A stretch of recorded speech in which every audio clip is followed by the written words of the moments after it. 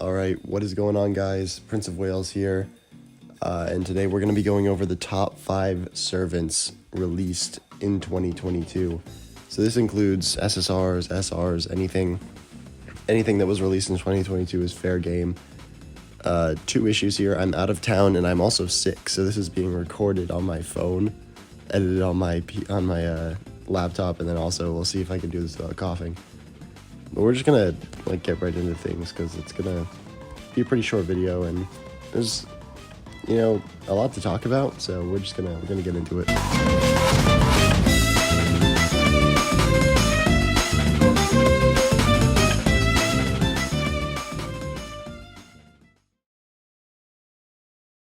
Cheers, Lords, rotting around their own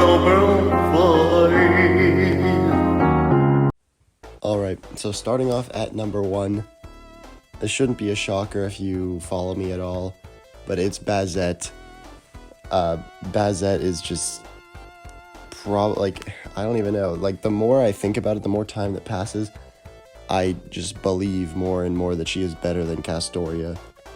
I think the game is changing, with the recent Road to 7 shenanigans that the devs have been pulling. I don't even know what's happening. I'm able to do all the content thanks to Bazette, in large part, honestly. She just trivializes a lot of this stuff. The game is shifting from, okay, this one card type rules them all, so therefore you need the supports to all of that, one card type. So look at maybe 2021, where it's oh yeah, Arts and Buster, they're so good. Pair Coin Sky with Oberon, Busters will destroy everything. Just grab your double Castoria, Arts will destroy everything, right? And now bosses are just so healthy, they have so much HP and do so much, that it's almost kind of yeah, you have your supports, and that's alright, and we've released so many supports within the last couple of years, that their individual power has been almost diluted, and I think it's time.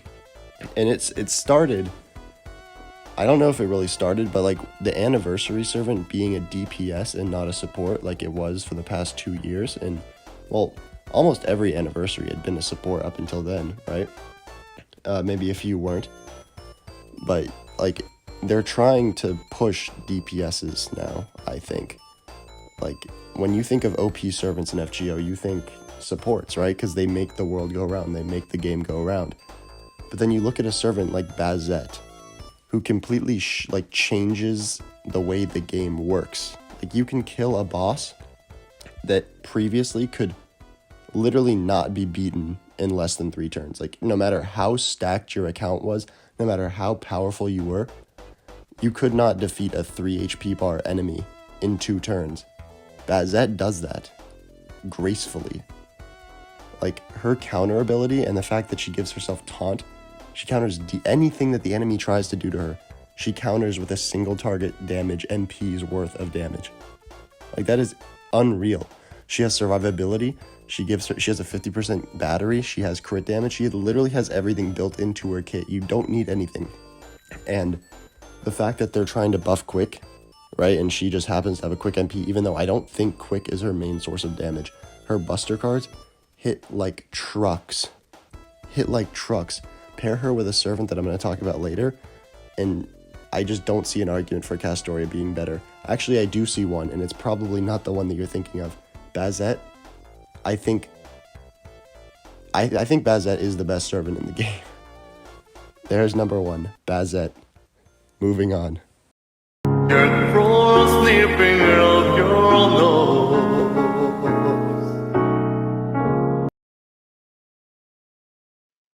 Number 2, I think you all knew she was going to be here, but Summer Scotty, Ruler Summer Scotty, solid number 2.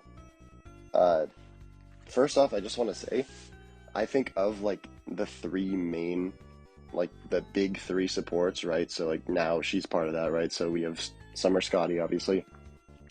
Then you have Coin Skya for Buster, and then Castoria for Arts. I think that she's probably the least impactful for her card type, right? I'd say even regular Scotty, right, was a far bigger buff for Quick than she is, right?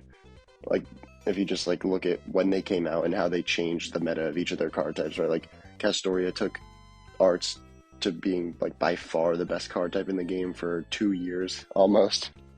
I think it probably still is. Maybe Buster's edged it out. I'd be easily convinced that Buster's edged it out. And then you look at Coin Sky, who brought Buster up from nothing after being in Art's shadow for so long, like even Quick's shadow, and then even Scotty, original Scotty, when she came out, she turned Quick from nothing into just insanity, right? So Summer Scotty didn't really do that for Quick again. She more so just added a solid kind of all-rounder support. She doesn't really buff arts that much, but she does have a 50% battery, so it's still somewhat useful, right? But you look at her, quick damage buff, which is good. 50% quick is always good. And then she does another additional 15% quick, and then 15% buster, and then another sizable percentage to attack. Like, she just is offering so much effectiveness to other servants that it's crazy. I don't know why they gave her just double stacks on quick and shit like that. Like, it's insane. And then her 100% damage to buster cards for 3 turns is by far the best part of her kit. Like, it doesn't matter if you're running 2 of her or 1 of her, like, she is going to be helping your buster servant so much. And again, I've already mentioned the road to 7 stuff. Her crit damage helps out in those fights so much. So whatever they bring us in Lost Belt 7, because this is being recorded before Lost Belt 7 is out, I can safely make this video because it's already been announced that there are no more new servants coming out this year, so that they can avoid Lost Belt 7 spoilers for people that haven't finished the story. If you haven't finished the story, finish it. It's free. But yeah, I think Summer Scotty, she is a ruler, which many people probably are like, oh yeah, rulers are tanky, that's good. But again, this meta shift that I keep talking about, you kind of want your supports to be super squishy, because how the game works now is you have 1 DPS, and then you line up like 5 supports with taunt CEs, and you just have them die, because the boss is going to one-shot them with their just regular-ass attacks, and then they cycle in, and you get more damage, more MP, all that stuff. That's the game now. And if you're not fighting a Berserker or someone with insanely high like crit damage, Summer Scotty might actually tank, which is not a good thing in this day and age. So that's probably her one drawback. I think they gave her an AoE MP. I think that's just, it's kind of overkill. She can farm on her own, so like she turns out to be a pretty good budget servant.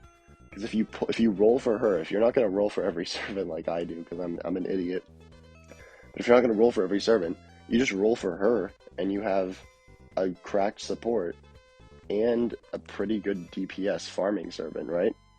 So I think all in all, that makes for a good number 2, and we're going to move on to number 3. You're a toddler of being son, brother, show, and frost. There's a fire, Eskimo. Alright, number 3. I think this might shock some people, but it's actually a tie. I gave this to 2 different servants. So, technically this is top 6 because there are 6 servants in all, but I gave this to 2 servants, Summer Aries and Creamhild. Now, both of these are, long awaited, we desperately needed these kinds of servants in the game. Single target, arts, servants. There aren't very many, and the ones that are in the game aren't very good. Like Vlad, he's okay. Hans Girl, she's okay, right? But there aren't really, and then Summer Artoria, they're all decent, right? And one that I actually do want to point out, Luvia, she's probably been one of the better ones for a while now, especially since she has the extra damage against evil, which a lot of the bosses you're gonna fight are evil, right? She really helped against the not the overrun. Is it evil or is it lawful? It's some damage, whatever it is. But she really helped against the Road to 7 Morgan fight. And that was pretty cool. But yeah, Summer Aries and Creamhild, they are just insane. They're SRs, they're 4 stars.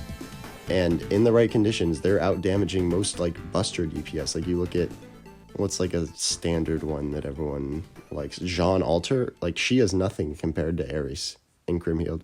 And Eris is a Avenger, so she's like the direct competition for Jean, and she just shits on her. It's not even close. Jean's even been buffed like twice this year, or something like that. And Summer Eris is just still better. The fact that they're arts means you have to rely, like I've been saying, right? That the meta is just have 1 DPS and have your 5 supports with Tauntsies. You have to rely less on that because they're arts, right? So that just makes them better than Buster for most people. And yeah, you just give them Oberon buffs and they're insane. So that's why they're both at number 3. I think Summer Eris, I don't know which one I would say is better really. Maybe Creamhealed is better because she has that Berserker status. I don't know. They're both pretty good. I feel like if you're fighting dragons, maybe Creamhealed is better, right? But I feel like Summer Eris will just get that effective damage bonus against so many fights because all they have to do is be cursed, right? And she just gets that huge damage buff for 3 turns essentially. So, well, I mean, I guess as many turns as they're cursed, right? But yeah, number 3, I'm giving it to 2 4 stars. Moving on. Everybody know a turkey is a mistletoe. Alright, number 4. I was gonna put her much higher on this list, but I'm just like looking at the other options, I feel like this is where she lands. Summer Ibuki was quite shocking, to say the least. Like, I was not expecting, like, I saw that she was going to be an AoE Berserker, and it's like, they haven't really done much with AoE Berserkers done much good with them, right? Like, the recent ones have been kind of trash, so I didn't really have my hopes up, but goddamn, she is so good and hits so hard. She is not the best arts looper in the game, because that is Shen Gong. It's 100% Shen Gong. But she is the second best by a wide margin. The issue with her and why number 4 actually does make sense in the grand scheme of things is she doesn't really have anything in terms of survivability. She is a really good arts looper, right? And kind of like Summer Scotty, while not to the same degree. She is a support, and a pretty decent one. And she doesn't have the same problem as Summer Scotty, right? She is not tanky at all. So you put her in, give her that Tauntsy, she's out of there in 1 turn, baby. So she also works well with, what's her name? Arcade. There it is, yep. She works well with Arcade because of her cooldown reduction. So if you want to use her instead of like the Mystic Code, right? You can, and you further support Arcade. Which is what I do, because I want to level up that new, the new plug suit, because goddamn, it takes a lot of XP. But yeah, she just blows every other looper out of the water that's not Shen Gong. And that is why she is at number 4. Their sun pours on his way. Alright, number 5. This was a toss-up. In my notes, I'm looking at Proto Merlin, right? Like, I have Proto Merlin listed in my notes. But then I remembered a certain AoE Buster Moon Cancer servant came out this year. And I was like, oh yeah. Arcade is pretty good. Now, maybe she's not good at MP1. Maybe she's not good at MP2. Maybe she's not good at MP3 or even good at MP4. But by golly, if you did not get her to MP5 with the like thousands of courts they gave out for the anniversary, then you should just stop playing the game, because she is a monster at MP5. That kind of applies to Proto Merlin as well, because what they did with her MP is honestly awful. I think they really gated her MP behind MP5, but we're not going to talk about her. I think Arcade, again, was like going back to the shift that I'm talking about, where they're really trying to like release these insane unique DPSs instead of like pushing out insane unique supports like they have been in the past, right? Like Summer Scotty's insane, but she's not an insane unique support, right? Like Castoria was, like Koyanskaya was and still is, right? But Arcade on the other hand is very unique. Name another servant that has a stage change. There is no other servant, right? Name another servant that has a 100% battery with no conditions. I mean, there might be one. Now that I'm thinking about it, Nido Chris probably has one. But there aren't many, right? Like, name another servant that needs cooldown reduction to loop. I think that's very unique, right? And there's a very free-to-play way to farm with her. You just have her and your own coin Skya, and that's all you need, right? That's all you need to Buster farm. Doesn't depend on what enemies you're facing, doesn't depend on how many enemies you're facing, right? Because if you look at these 90-plus nodes, 90-plus nodes, you can't art sloop those. Try to. You can't, right? So, I think just her sheer uniqueness and how she sets a precedence where it's like, oh, new anniversary, what card type is going to just become meta again now? Like, that's not what's going to happen, right? We're going to get some fancy DPS.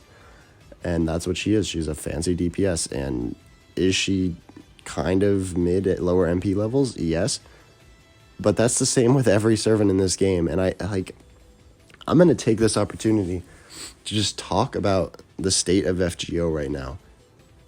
I think Road to 7 is the most insane shit this game has ever released. There has never been anything more difficult / like free-to-play unfriendly ever in this game.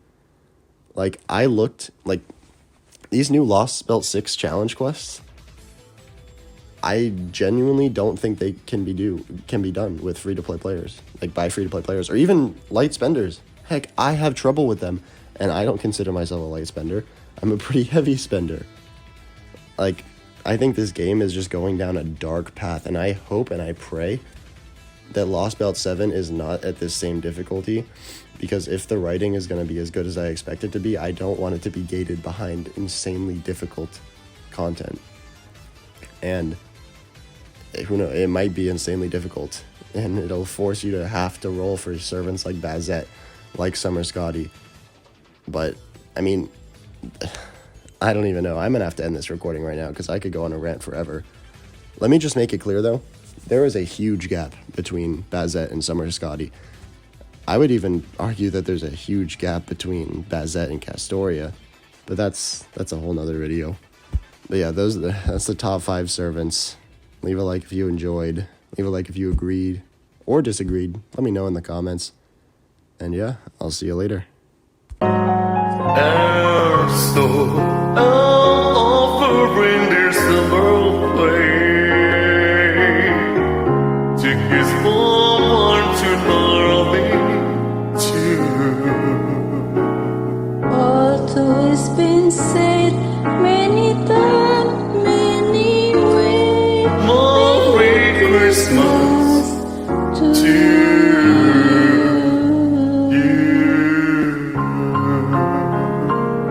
Merry Christmas to you. Merry Christmas.